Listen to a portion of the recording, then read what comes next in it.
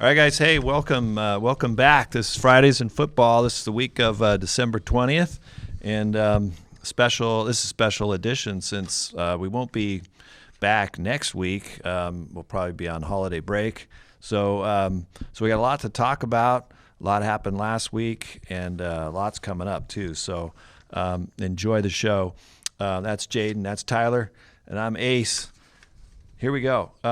Guys, let's talk about the Champions League. This is, the draw is out, and we've got 16 teams all vying for one of the greatest titles in soccer, and we've got really some big matchups. There are going to be some really awesome matchups.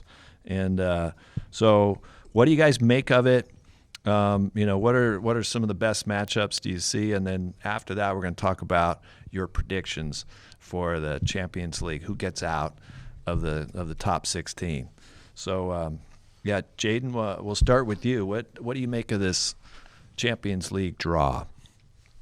Well, the one game that really jumps out at me has to be Manchester City versus Liverpool, two of the richest clubs in the world going head to head in the round of 16. It's just a shame that one of them has to be done now. Wait, did you say Manchester City versus Liverpool? Did I say Liverpool? I think you did, yeah. Jesus. Pardon me. Real Madrid. Mm-hmm. Can we cut? Well, we could, but let's just keep rolling. Yeah, it's all right. All right. Sorry, Manchester City one more of those, though, and then we'll have to oust you. Manchester City versus Real Madrid. It's going to be a great clash, hopefully. We never know. El Clasico was very hyped up today, and it ended 0-0, so we'll see how it goes. But I think that has as much potential as a game of football can have. Yeah. What matchup are you looking forward to, Tyler?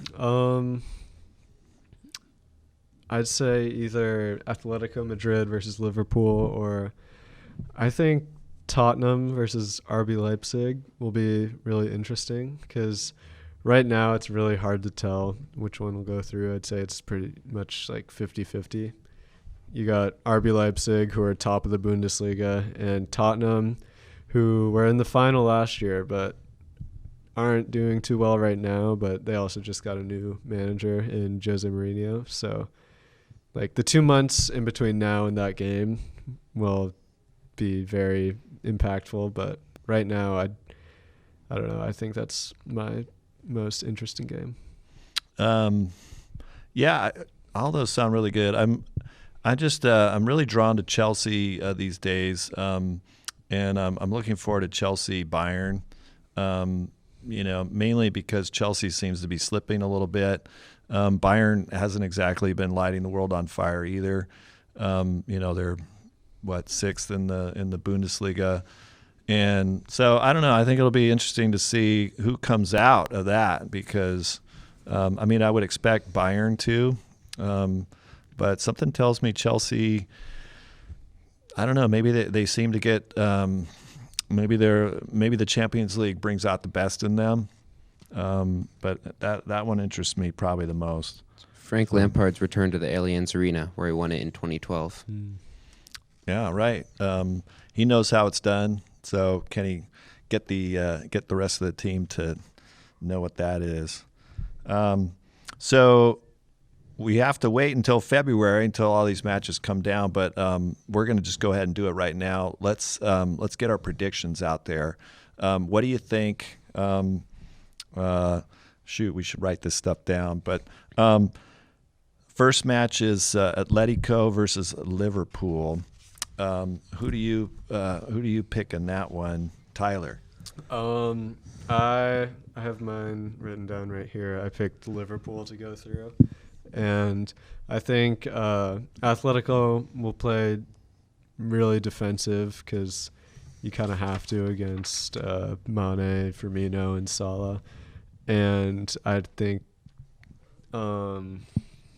it just won't work for them. And Liverpool will come out winners, maybe like 3-0 over the two games. For the last 2 years, Atletico Madrid has finished in second place in the Liga, and they've had that identity. They've been hard to break down. They've been stingy. They can grind out a result, and they've been able to compete with Europe's top teams, reaching the Champions League final in a few of the previous editions. But this version of Atletico Madrid is not the same Atletico Madrid we're seeing. After 17 games played, they sit in 5th in the table with 18 goals scored. And only 8 conceded, but the front three of Liverpool, compared to the front three of most of these mid-table La Liga sides, it's such a big difference. And this Atletico team can't score goals, and I think that'll be the difference in the tie. Yeah, I agree with you. I think without question, Liverpool is gonna take it to them. They might put up Atletico might put up a little effort in at their home field, but I think Liverpool might concede 1 goal and score 4, so they're gonna walk away with it for me. Okay, Real versus Man City. I'm just gonna go with Real right here. I don't wake the sleeping giant. I think they always seem to come alive in the big contests, and even though Man City has the talent, I think they just haven't been consistent this year. I think they haven't really shown championship form, so I'm going to go with Real. I'm going to go with Manchester City because I feel like we have the same thing how Manchester City has been sort of inconsistent, so is Real Madrid. And I feel like Manchester City, they're gonna pull it together against Real Madrid, and we saw them crash out of the Champions League last year against Ajax, Real Madrid, and this year I feel like that team hasn't really changed that much, and Manchester City is just too much of a great team to lose to Real Madrid, in my opinion. Back in 2016, midway through the season before the knockout stages, Real Madrid appointed Zinedine Zidane, and since then, in UEFA Champions League knockout ties, including finals, he's 12-0. Now, a big helping factor for him is the fact that he had Cristiano Ronaldo in his side, which isn't there, but the Real Madrid team he has now has so much depth to it, and especially in attack. They have Eden Hazard, Ronaldo's replacement, and then so many of these young guys like Vinicius, Rodrigo, and there's all the supporting cast of Vasquez, Isco, Gareth Bale, and that's with Asensio out too. But I think the struggling Manchester City, Real Madrid are just going to have too much firepower for them, and ultimately I think they can get through. So who are you saying? Real Madrid. Okay. Moving on, Chelsea versus Bayern. I think this is sort of an easy one. We'll see in 2 months how that changes, but I think Bayern will easily make it through. We saw them defeat a struggling Premier League team in Tottenham a month or so ago and absolutely hammered them, and I think this will go the same way. And they're just flying. Well, actually in the Bundesliga, they're not doing so well right now, but it seems like they step it up in the big games, and I think they'll do so here too. You said they weren't doing too well in the Bundesliga, and the reason for that is they leak goals. They can't defend. They lost Mats Hummels to Dortmund. Boateng's old. Niklas Sula's out with the torn ACL. I think they've had Javi Martinez playing center back there recently. It's a common theme in Europe right now. It's defensive mids playing center back. But I think if Chelsea can score goals with Pulisic, Mount, Willian, Abraham, if they can get in there, I think they've got a fighting chance. And I think Chelsea pulls off the upset in this one. Jaden, somehow we see eye to eye. Tyler, we haven't seen eye to eye in the last 2 matchups, but something tells me it's just going to be an offensive game. Both games are going to be fairly offensive, probably due to the lack of defense with Bayern, and Chelsea's not exactly, impenetrable. So It's basically a toss-up for me, but something tells me Chelsea, so I'm going with them. Dortmund versus PSG. I love Dortmund, but I think PSG just has too much firepower. Neymar looks like he's becoming, the Neymar that we all thought he should be. He's playing really well, and I'm going to go with PSG on this one. Yeah, I'm going to go with PSG also. I think Dortmund's sort of struggling too, and PSG, their firepower is just, and they have so much depth, and Mbappe and Neymar, and they can't even fit Cavani into the starting lineup now with Icardi, so I think they'll go through. There's two really big questions about this game for me. The first of which, what team will Jaden Sancho be on when the January transfer window closes? And the second of them is, will Neymar be fit? So far since his move 2.5 years ago, he's played one Champions League knockout game for PSG, which was a 3-1 loss to Real Madrid. But he hasn't been there when it matters, and for that reason, they haven't reached the quarterfinals in a very long time. So if he's fit and he can play, like last year, they were all but through against Manchester United, and somehow it all came unraveled. But I think if Neymar's fit, Neymar plays, PSG will not lose. Yeah, we'll wrap them up with bubble wrap or something over the holiday break because if you what you're saying is right, he needs to be on the field, and I think he's a big difference there. So Neymar, stay out of trouble, okay? Moving on, Napoli versus Barsa. What do you think, Tyler? Well, earlier today, I thought it was an easy choice with Barcelona, but seeing their performance against Real Madrid, I saw the stats, and they did have more possession, but Real Madrid just had, I think it was like 19 shots and like 4 on target for Real Madrid, and about half that for Barcelona. And I don't know, right now they're still tied in La Liga, but I don't know. They've been all right in like big games, but they always are seeming like they could have a slip up at any moment.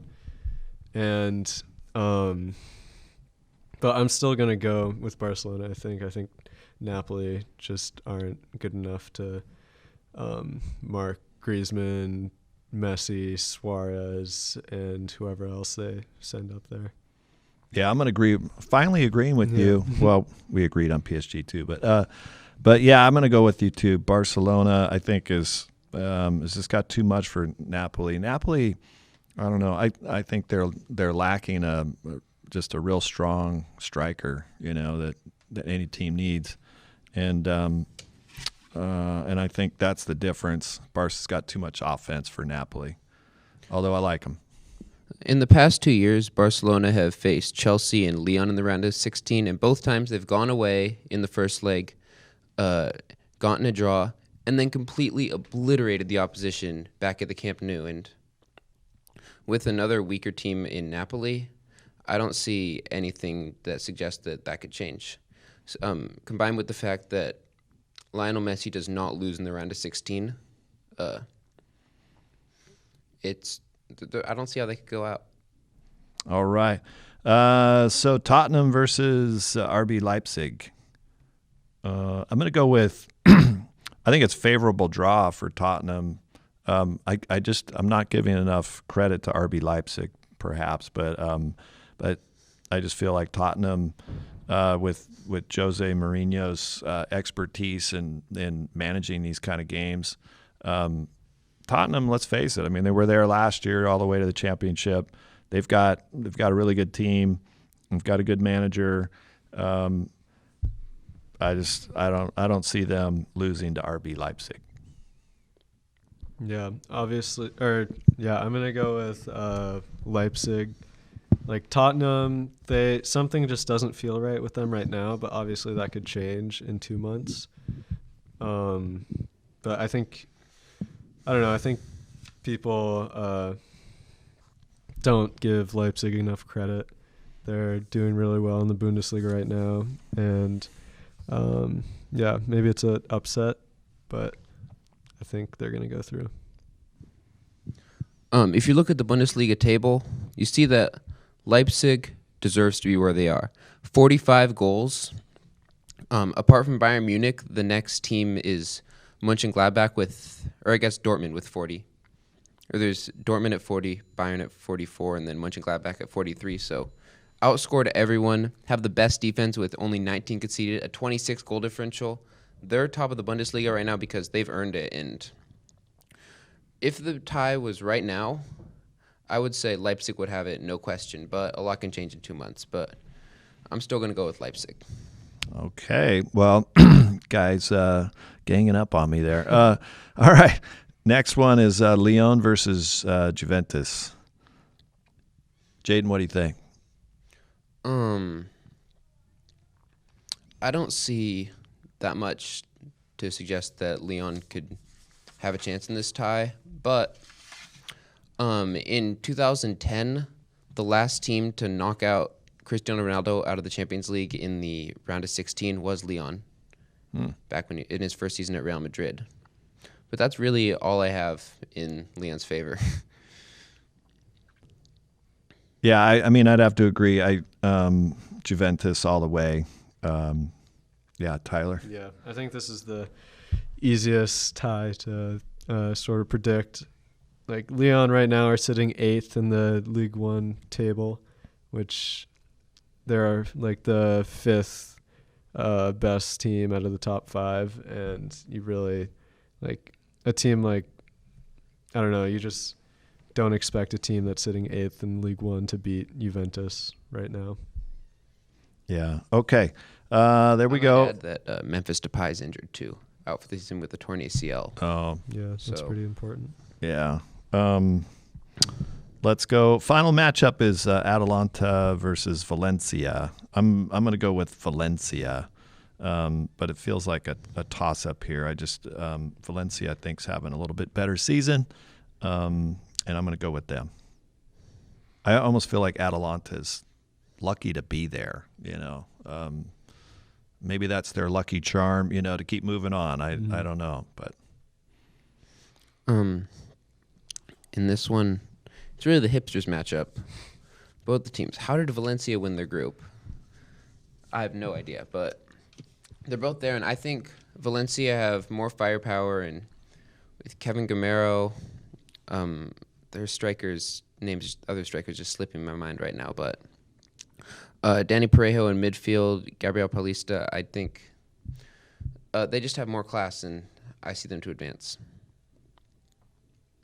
I'm going to go with the upset here. I'm going to go with Atalanta. I don't know much about the two teams right now, but I know they're both not doing too well in their respective leagues, and yeah, obviously a lot could change. It looks like Valencia's 8th in La Liga, and I think Atlanta's 6th in Serie A.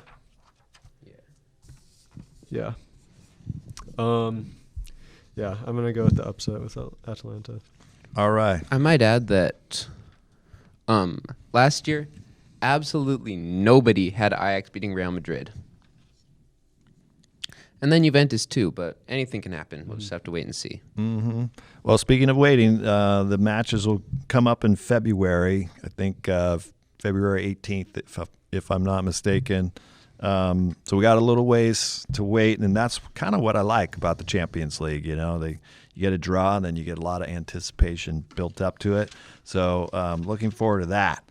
All right, moving on. We have a new category to talk about in our Fridays in Football. We're calling this the penalty box. And so we've got some issues that we want to talk about. If there's anything out there that's going on. And this week we noticed that there's a pretty interesting issue going on in Italy as far as race is concerned. So we want to talk about that. Serie A has had, in the last year or so, they've had really bad there we go. Don't you just love our studio? I mean, it's amazing. it's great.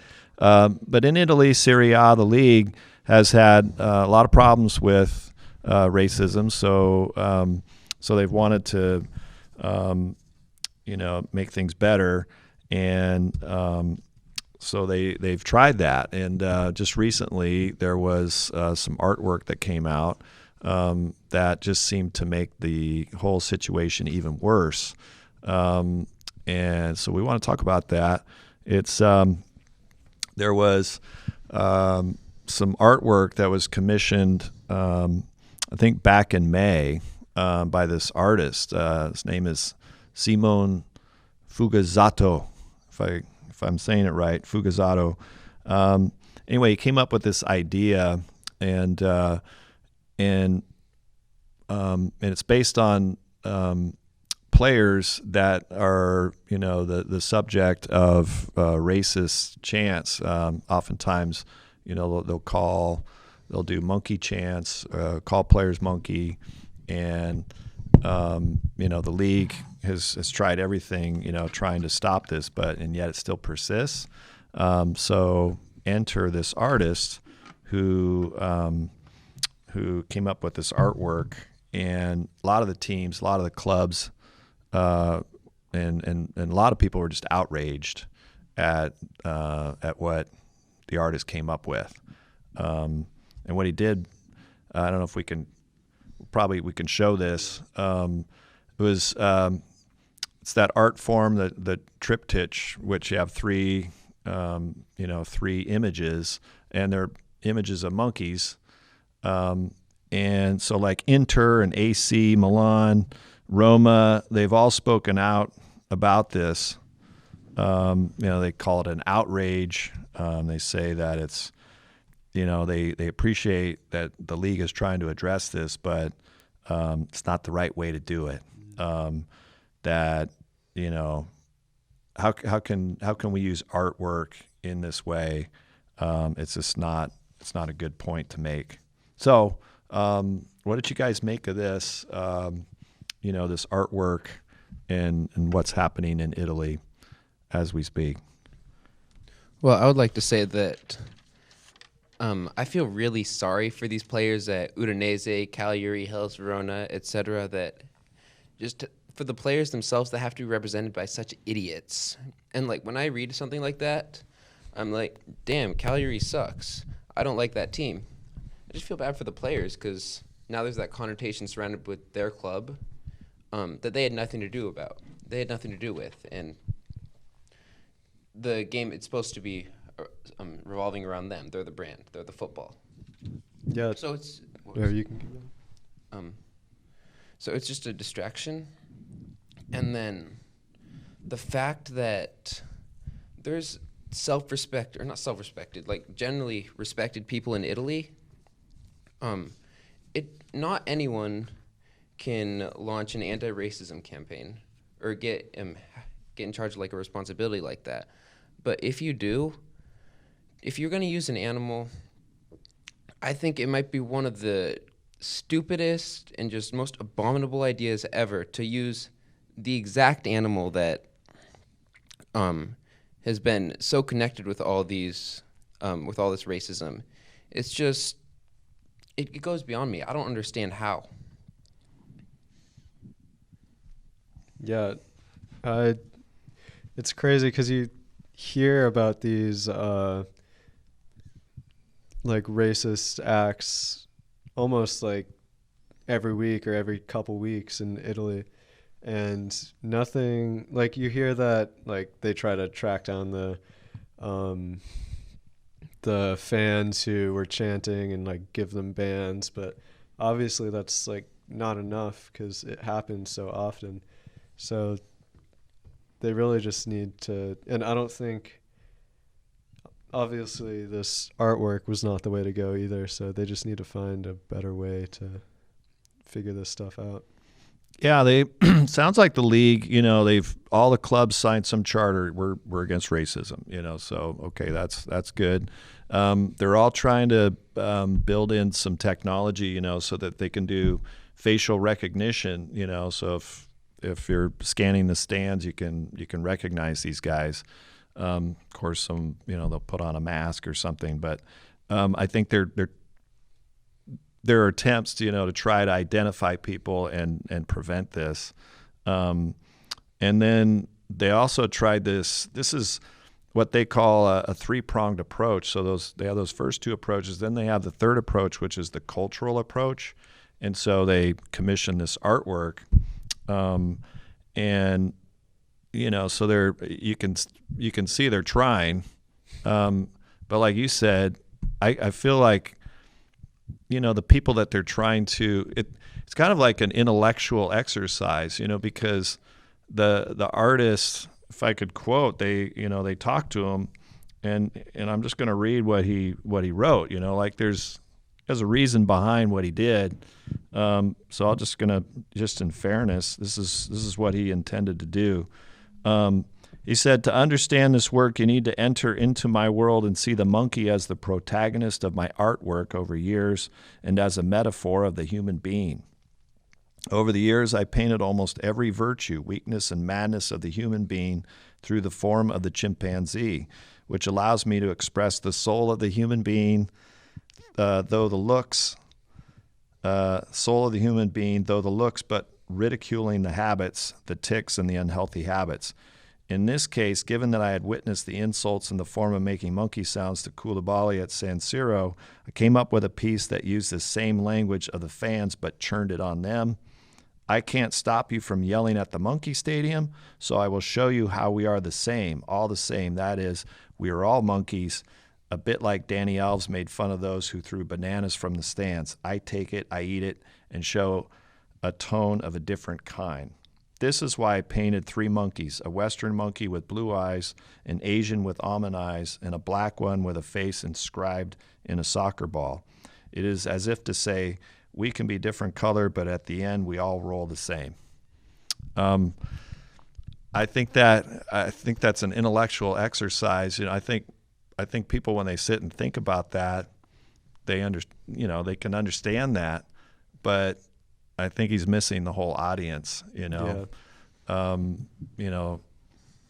think he missed the mark. Yeah, I think you have to take into consideration what people's first reaction is going to be, because not everyone is going to look into that whole, like, the backstory about the artwork. They're going to just look at the artwork and just perceive it the way they, like, whatever they think. And I don't think most people are going to take this the right way, or the way that the artist intends it to be. Yeah. I think it was in freshman English where I learned that in an argument, it's not how you feel that matters. It's how your argument's portrayed. It's how the other person feels, how it's portrayed to them.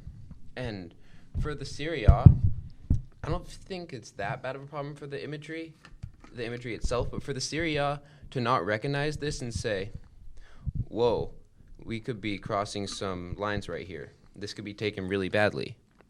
I think that's the real problem. It's basic common sense. I don't understand how they fail to see that. Right. It's almost like just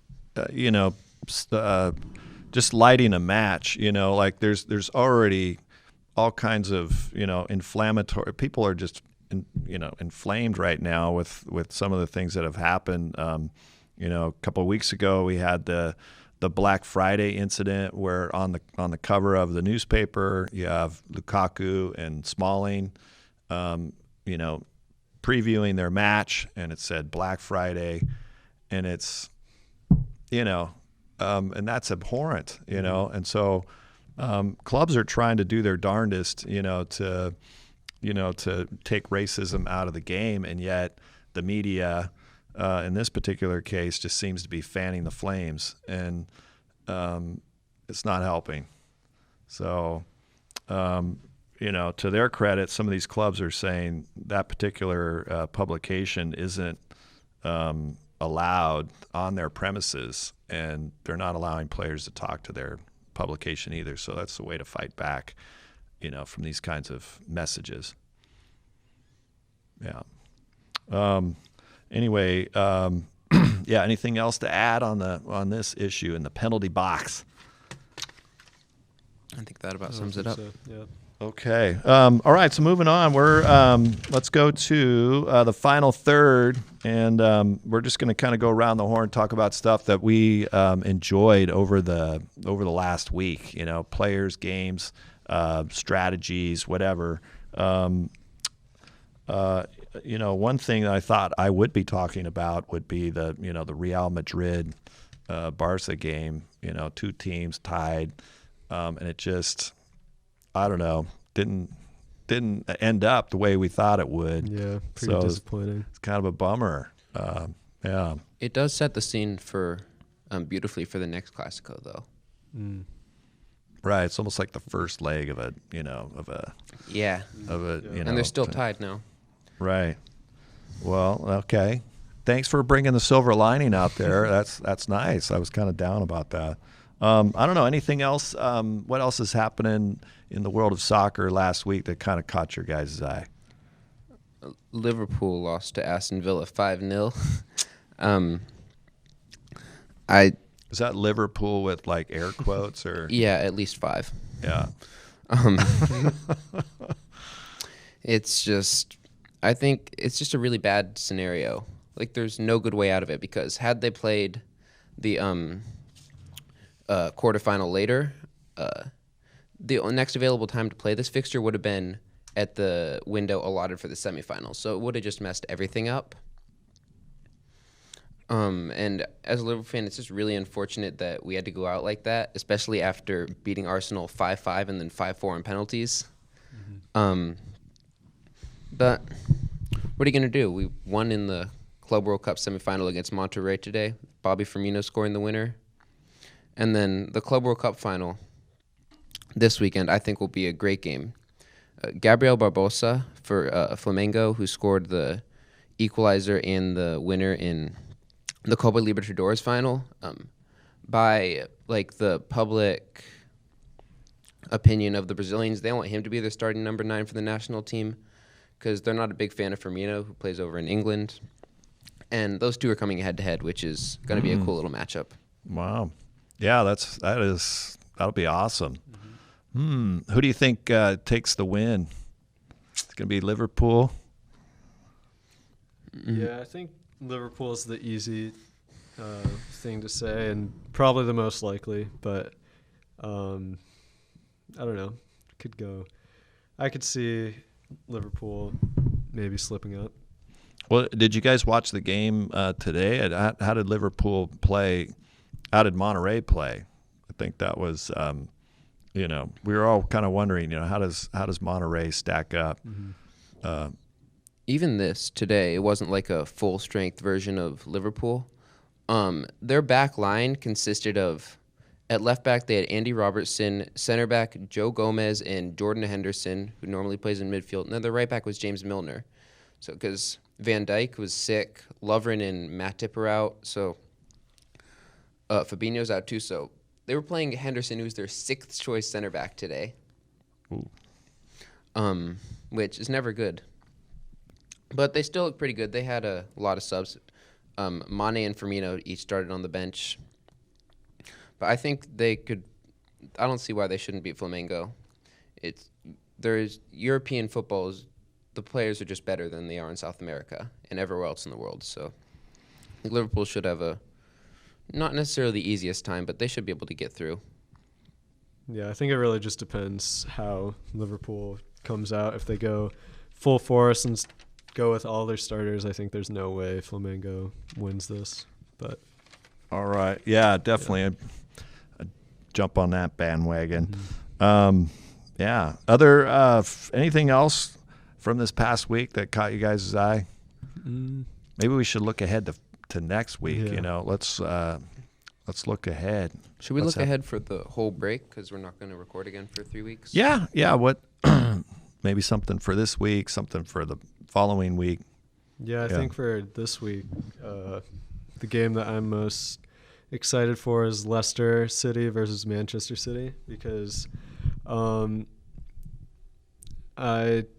it's really important for Leicester to win this if they want to keep sort of biting at Liverpool's heels, and obviously like it's hard because I want Liverpool to win the title, but also like I don't know, it's fun to support Leicester. I feel like they're everyone's sort of second favorite team, and I'd also like to see City lose, but two top Premier League teams going at it, I think that'll be a good game.